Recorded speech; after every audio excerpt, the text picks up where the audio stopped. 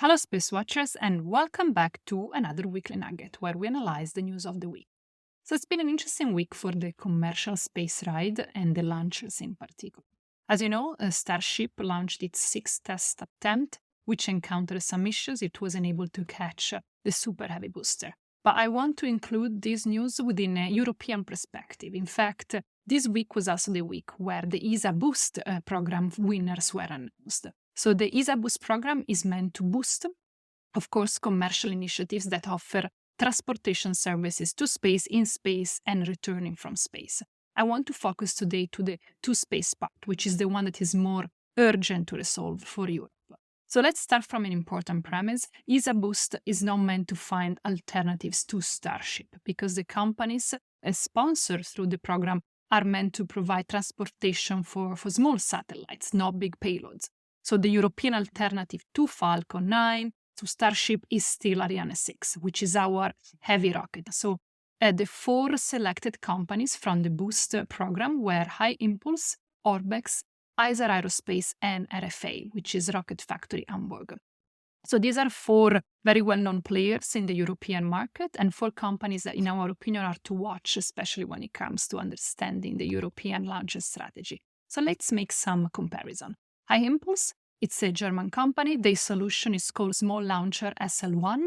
They can transport up to 600 kilograms in LEO. It's a 33 meters long rocket. It has 3 stages, and it has a hybrid propulsion system made of liquid oxygen and paraffin. SL1 is scheduled for its inaugural test fly in 2026, and it can ascend up to 500 kilometers. It's not reusable. And the selling point is the hybrid propulsion system, which should keep the cost down. Then we have Isar Aerospace, which is another German company, and the launch vehicle is called Spectrum. Again, this is a small to medium launcher. They can transport up to kilograms in LEO. The dimensions are similar to the HyImpulse SL1. It's a 2-stages rocket. And Spectrum uses liquid oxygen and propane as propulsion. And the selling point is a fully in-house developed engine that should enable highest performance. So the Isar approach is vertical in-house integration, highest standards, and a more of transport capacity. Interestingly, they specify the Spectrum is specifically designed for satellite constellation deployment. So the Boost funds should help them to get to the first test fly, which was planned for 2022 and then shifted to 2024, and now will probably happen to 2025. Then we have Orbex, which is English, maybe Scottish, I should say.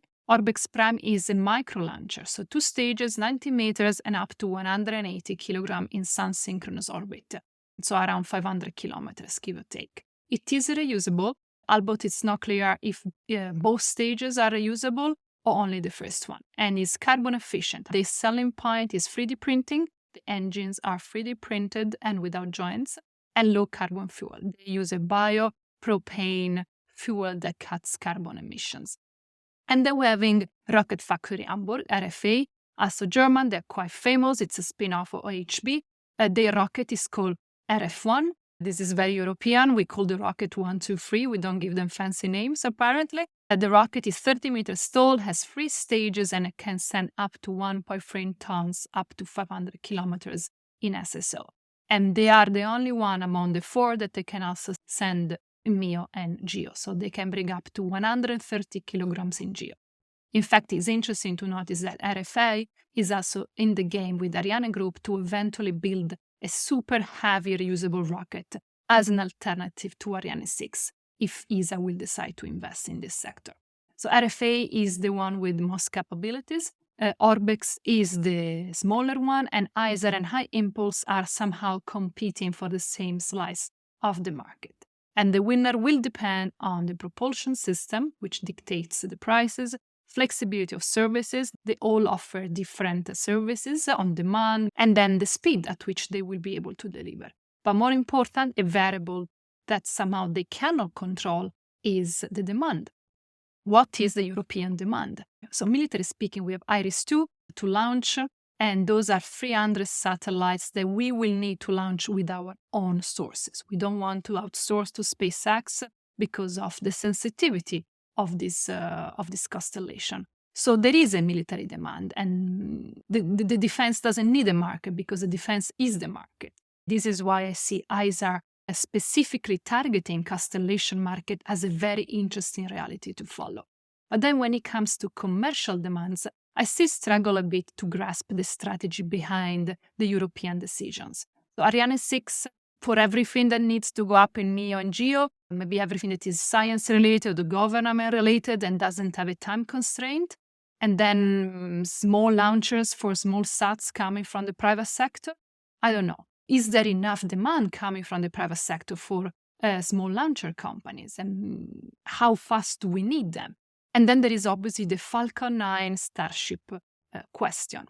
Is Ariane 6 enough to satisfy European demands? And more important, given the European needs and the European demands, what is the most economically sustainable and strategic choice? Because today, I still see the lack of a coherent European strategy, or better to say, I don't understand if we really know A, what we want, and B, more important, what we need without being influenced by what SpaceX is doing.